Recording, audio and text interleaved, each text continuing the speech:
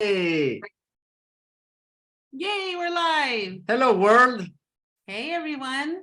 It's Andreas Batakis here. And as you know, I am, among other things, a mindset coach. And I'm Nectaria Kladitis, a peak performance energy coach. And together, We say yes to life every single day. so today we have an interesting topic for everybody.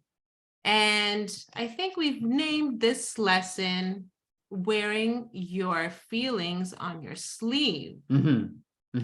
So picture this. Okay. You are talking with your kid, right? Suggesting a few great ideas about their upcoming birthday celebration or birthday party.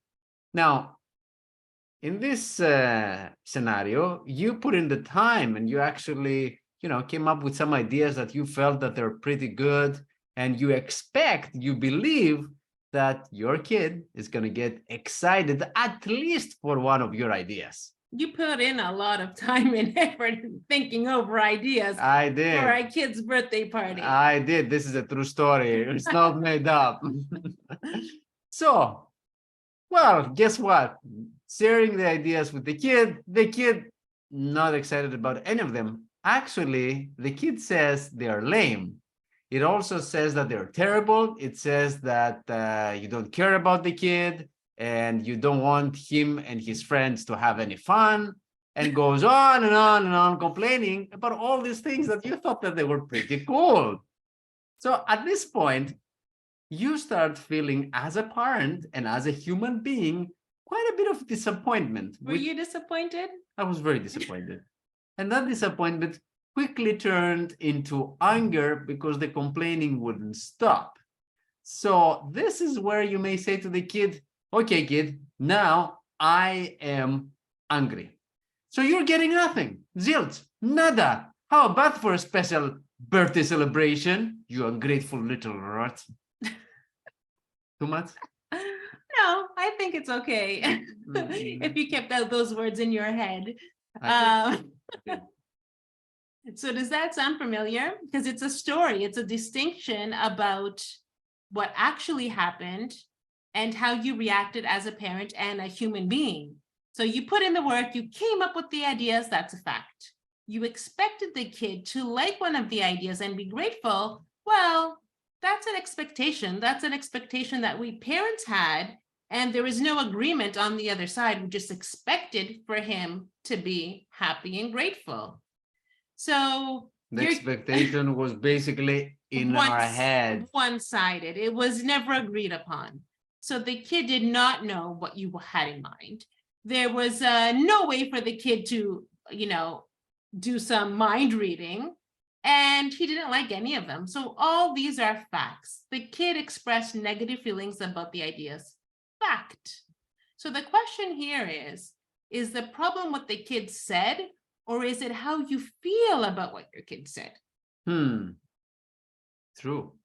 Because your kid did not like the ideas, but you got mad because you expected your kid to like the ideas. And then you said, I am angry, not I feel angry. That's the distinction. Because which one is more accurate?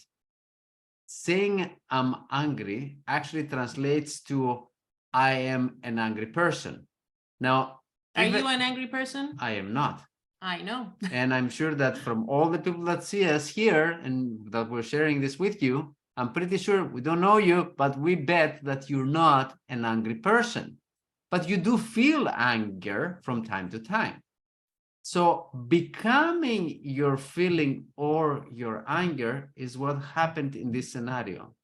It's a distinction between how you feel and who you are, because that's what keeps you grounded and it keeps it all real. So when you're angry with your kid, you become one with the anger and have a huge fight. And trust me, it's happened many, many times. But what good will that do to anyone? You can share with your kid, you know what? I feel angry right now because I put in all this work and I expected you to actually like one of my ideas. I understand you feel that you don't like any of them. So let's come up with an alternative together. And that way we both make an agreement without having any expectations, because it's an agreement that we've both agreed upon. So one of the most important things we tend to confuse ourselves is mixing how we feel with who we are. Your feelings have nothing to do with who you are being. You can feel angry, but you don't have to be angry. You can feel rushed and not be rushed. You can feel sad and be inspired, because inspired is your way of being. So when you flood a room with your feelings, that can be selfish, and it's definitely not leadership. Have you been into a meeting or in a room where one person shows up frustrated, angry, and all his emotions are flooded into the room? That's very selfish. That is, he is being his feelings, and he has a choice to not, he can feel the feelings, but he doesn't have to be the feelings. So leadership is being who you choose to be and not dictated by your feelings. You can feel a certain way and not be that way. We shouldn't lose ourselves in our emotions. When we have conversations in our household, they usually go something like this. Do you want me to relate to you by how I am feeling or by who I am being? Because you can be anything you want, but feelings are to be felt. They are not to be. Don't let your feelings leak into your being. Don't let your feelings become one. Don't let yourself become one with your feelings. Your being is so much more than what you feel. Your thoughts, feelings, and actions do not have to leak into who you are being. Does that make sense? That makes total sense. Because at the end of the day, you get to choose and create your being every single second. Now, just remember, your first thought would probably be to have a fight with your kid and call him a little rat. Yeah. But you control your response after that. So you can keep that thought in the head, and you can remind yourself that this is how you feel, but it's not who you are, because it's not serving you. So you can actually choose the response that you want to have. You have a choice. I have a choice. Nectaria has a choice. We all have a choice all the time. React or respond. Be one with our feelings or be who we really are. Don't wear your feelings on your sleeve. You can totally feel your feelings, but don't allow them to leak into who you are being. And who you are being, you're creating your being every single second. So you can create who you want to be. Do you want to feel angry or do you want to be anger? So there's a big distinction there. And people who know this distinction and separate the two are the true leaders. Other people who allow themselves to be overcome by their feelings and leak it into their being and then flood the rooms with their feelings, in my opinion, they're being selfish. They're being selfish because they're trying to impact everybody else by the way that how they are feeling. And they may not even want to. So we have to understand the difference of wearing our feelings on our sleeves and who we are being.